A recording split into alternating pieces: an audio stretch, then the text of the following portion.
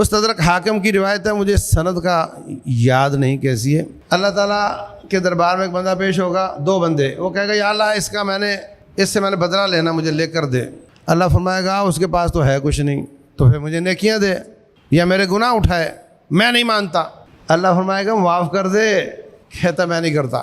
اللہ فرمائے گا اوپر دیکھے گا تو بہت بلند ستاروں سے اونچے محلات نظر آئیں گے، تو آنکھیں پھٹی کی پھٹی رہ جائیں گی اس کی، بدلہ لینا بھول گیا اس کو۔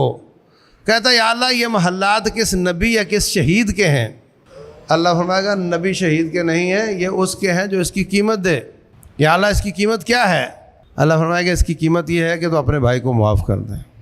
وہ اپنے بھائی کو معاف کر دے گا، جلدی جلدی جانا چاہے گا، اللہ فرمائے گا ٹھہر جا، اس کو بھی لے کر جا، دونوں ہی جنتوں کے وارث ہو جائیں۔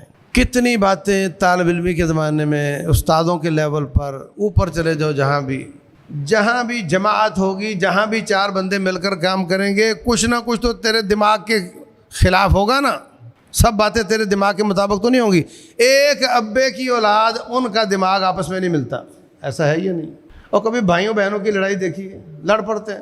تو یہ تو زیادہ والدین کی اولاد ہے، ان کا دماغ 100% موافق ہونا تو ممکن ہی نہیں ہے۔ تو لامحالہ کوئی نہ کوئی بات تو ہوگی جو آپ کو پسند نہیں آئے گی، اور اس کا حل صرف ایک ہے، معاف کر دو، معاف کر دو، معاف کر دو۔